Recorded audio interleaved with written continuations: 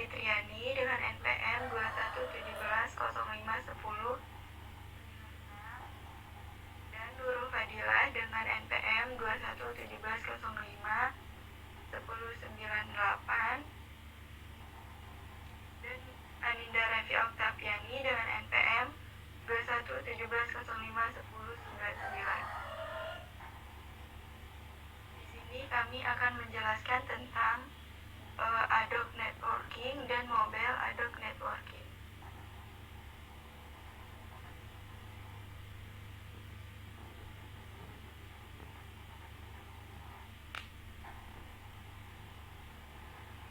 Jaringan Adobe Networking merupakan jaringan area lokal yang mirip dengan jaringan peer-to-peer pada jaringan konvensional yang menggunakan kabel.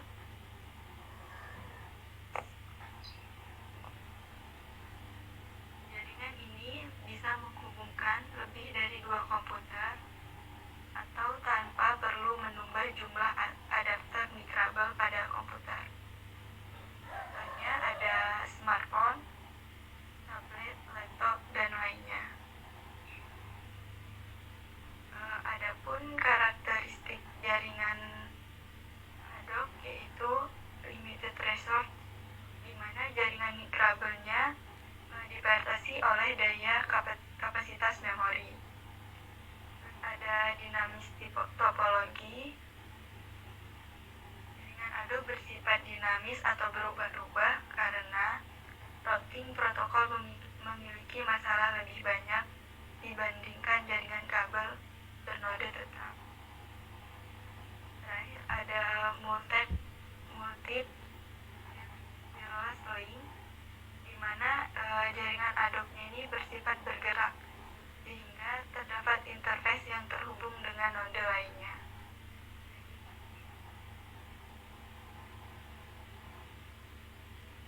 Selanjutnya ada jenis-jenis jaringan Adobe. Yang pertama itu ada WANET, di mana jaringan ini adalah jaringan mikrabel perangkat pada komputer, yakni perangkat yang bisa mengirim, menerima sekaligus menghasilkan data. Yang kedua ada MANET, di mana jaringan MANET ini dipakai pada perangkat mobile seperti telepon seluler. Yang ketiga ada VANET. Jaringan ini bekerja dari suatu kendaraan yang mempunyai fungsi sebagai alat komunikasi antar kendaraan. Yang keempat ada IMANET, di mana jaringan IMANET ini menghubungkan node bergerak dengan node internet gateway. Selanjutnya ada SPAN, di mana jaringan SPAN ini memanfaatkan kemajuan teknologi di bidang manajemen daya energi permanen. Selain itu, terdapat mikrosensor dan teknologi pemrosesan untuk pemakaian yang membutuhkan penyebaran informasi secara cepat. Biasanya SPAN ini dipakai untuk latihan perang. Selanjutnya ada jaringan militer atau MANET, di mana digunakan untuk keperluan militer, yaitu untuk mengetahui lokasi tiap-tiap tentara. Yang terakhir ada SPAN atau Smartphone Adobe Network, di mana jaringan ini membangun jaringan peer-to-peer dan memerlukan Bluetooth dan Wi-Fi. Next.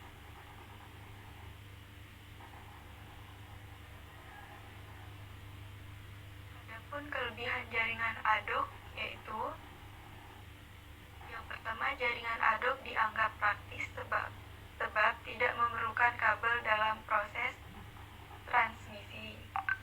Yang kedua, biaya yang dikeluarkan relatif kecil karena hanya menggunakan perangkat kabel di laptop. Yang ketiga, mudah digunakan dalam berbagai dokumen dan konfigurasi. Selanjutnya ada kekurangannya, yaitu yang pertama, saat komputer terhubung ke internet, maka setiap komputer yang terhubung ke jaringan Adobe tak bisa mengakses internet lagi. jumlah jaringan yang bisa terhubung terbatas. Dan yang terakhir, proses pemindahan data memakan waktu cukup lama. Next. Selanjutnya ada Mobile Ad Hoc Network. Mobile Ad Hoc Network adalah sebuah jaringan tanpa kabel yang terdiri atas mobile node yang bergerak secara acak. Node-node dalam jaringan ini berfungsi sebagai router yang bertanggung jawab untuk mencari router ke setiap node di dalam jaringan. Nodenya ini bebas bergerak secara acak dan memiliki topologi di jaringan yang mungkin dapat berubah secara tepat dan tidak bisa dideteksi. Adapun karakteristiknya yaitu yang pertama ada topologi yang dinamis, yang kedua ada otonomi, selanjutnya keterbatasan bandwidth, keterbatasan energi.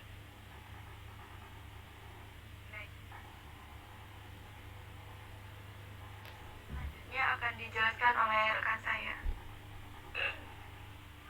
Baik, terima kasih kepada Ibu Febriani. Selanjutnya di sini ada kelebihan jaringan magnet.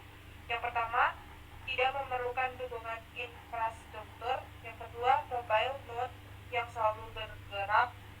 Yang ketiga, fleksibel. Dan yang keempat, dapat direkonfigurasikan. Selanjutnya ada kekurangan jaringan magnet. Yang pertama, paket loss akan terjadi bila transmisi mengalami kesalahan atau error. Yang kedua, seringkali terjadi disconnection karena tidak selalu berada di dalam. Yang ketiga, area cakupan network atau network area. Yang keempat, bandwidth komunikasi terbatas. Yang kelima, ada lifetime baterai yang singkat.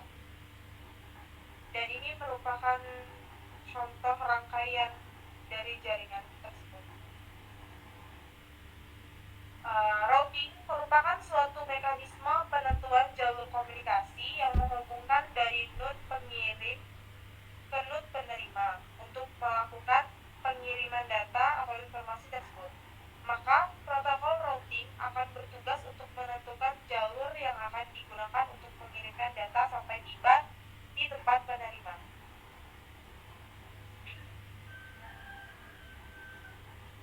Protokol routing magnet.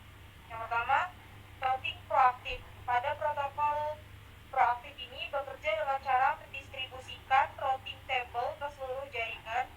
Jadi masing-masing node mempunyai routing table yang lengkap.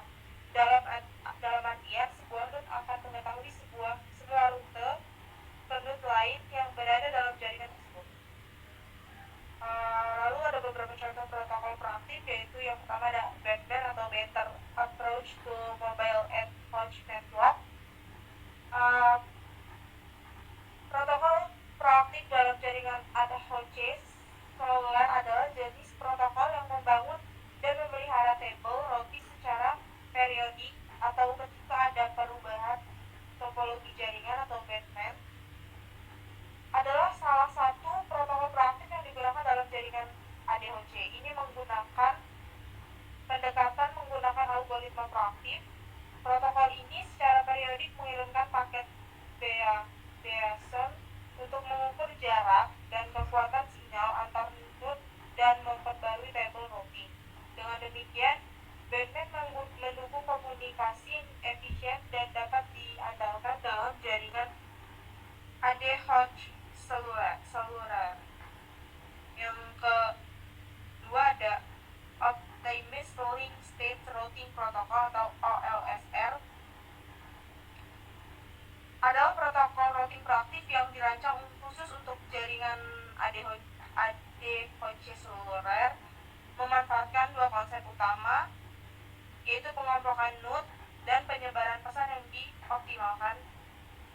Lalu yang ketiga ada Destination Sequence Distance Vector atau DSDF. Adalah protokol routing proaktif yang digunakan dalam jaringan ADHC seluler. Ini adalah versi dari algoritma vektor jarak yang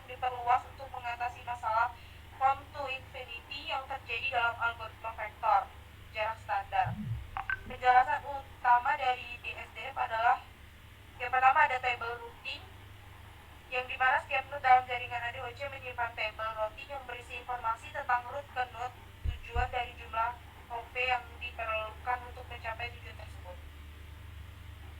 Lalu ada sequence numbers, lalu ada pembaruan periodik dan pembaruan incremental.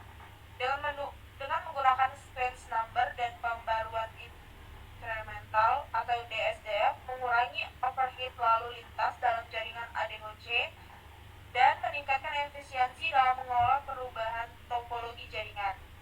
Meskipun demikian, cenderung memiliki kinerja yang lebih buruk daripada protokol proaktif lainnya dalam skenario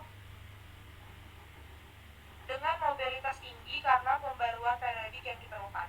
Lalu selanjutnya ada hierarchy Stage Routing Protocol atau HRS, adalah protokol routing proaktif yang dirancang untuk meningkatkan kinerja dan efisiensi dalam jaringan ADHC yang besar dan padat. Protokol ini menggunakan pendekatan hierarki untuk mengatur informasi routing dan mengelola lalu lintas dalam jaringan.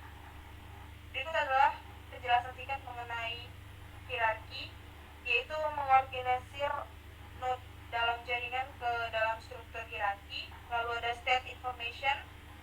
Setiap node dalam jaringan menyimpan informasi keadaan atau state information tentang jaringan dan node tetangga di tingkat yang sesuai dengan hierarki. Lalu ada penyebaran informasi, yaitu menggunakan mekanisme penyebaran informasi hierarki untuk mengelola lalu lintas dalam jaringan. Lalu ada routing decision.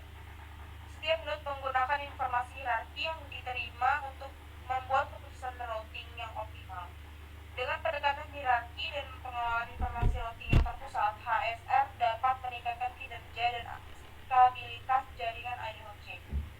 Lalu yang terakhir ada Witness Aid Routing atau WAR, adalah protokol routing proaktif yang dikembangkan untuk meningkatkan kinerja dan kehandalan dalam jaringan ADHC. Protokol ini menggunakan konsep saksi atau witness untuk membantu dalam membuatkan keputusan routing. Berikut adalah penjelasan singkatnya, yaitu yang pertama ada witness atau saksi, di mana setiap node dalam jaringan ADHC memiliki salah satu lebih node saksi yang dipilih. Saksi node adalah node yang memberikan informasi tambahan kepada node lain dalam proses pembuatan keputusan routing. Lalu ada penyebaran informasi. Secara periodik bertukar informasi dengan node tetangga, termasuk informasi tentang keadaan jaringan dan route yang tersedia. Lalu ada pemilihan route. Ketika sebuah node perlu mengirimkan paket, node tersebut menggunakan informasi yang diberikan oleh saksi untuk memilih route yang optimal. Lalu yang keempat ada perubahan topologi jaringan, yaitu jaringan perubahan dalam topologi jaringan node. Saksi akan mendeteksi dan memberitahu node lainnya tentang perubahan tersebut. Ini memungkinkan jaringan untuk menyesuaikan diri dengan perubahan topologi secara dinamis. Baik, selanjutnya ada protokol routing magnet. Protokol routing reaktif ini melakukan proses pencarian node tujuan, yaitu dengan cara on demand, yang berarti proses pencarian routing hanya dilakukan ketika node sumber membutuhkan komunikasi dengan node tujuan. Selanjutnya, next. Di sini ada contoh ya dari protokol routing magnet. Yang pertama ada OUT-V, yaitu Ad Hoc On Demand Distance Vendor. Ini dirancang digunakan oleh node seluler di jaringan ad hoc. Ia menawarkan fitur seperti adaptasi cepat terhadap kondisi tautan dinamis. Nah, prosesnya rendah dan overhead memori, dan operasi bebas loop menggunakan nomor urut tujuan. Yang kedua ada DMO atau Dynamically Magnet on Demand, yaitu protokol berdasarkan permintaan lainnya yang dirancang khusus untuk jaringan ad hoc seluler atau magnet. Yang ketiga ada dynamically short routing, yaitu protokol reaktif dan sesuai permintaan yang mengurangi pesan overhead dibandingkan dengan protokol vendor jarak tradisional. Yang keempat ada FSDSRL atau Flow State in the Dynamically Short Routing.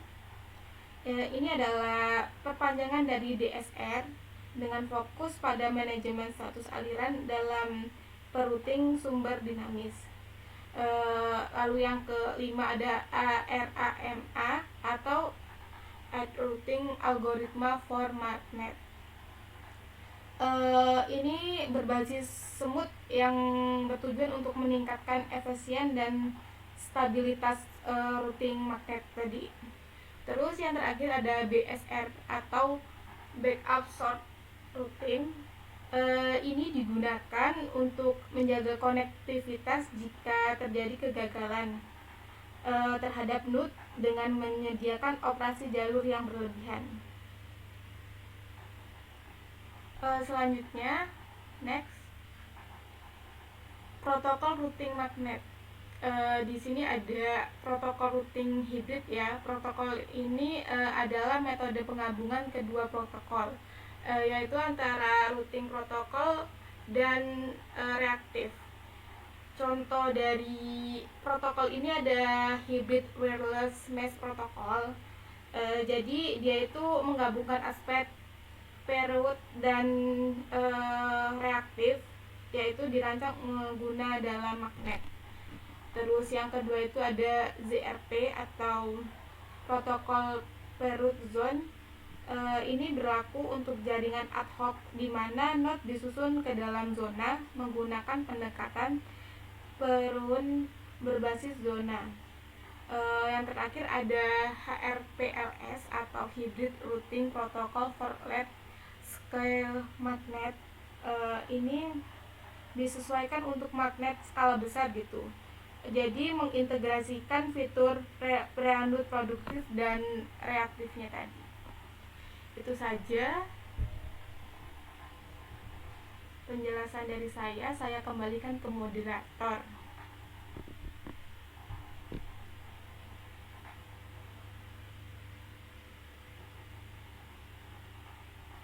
Baiklah, sekian yang dapat kami sampaikan. Bila ada salah kata, kami mohon maaf. Kami akhiri. Wassalamualaikum warahmatullahi wabarakatuh.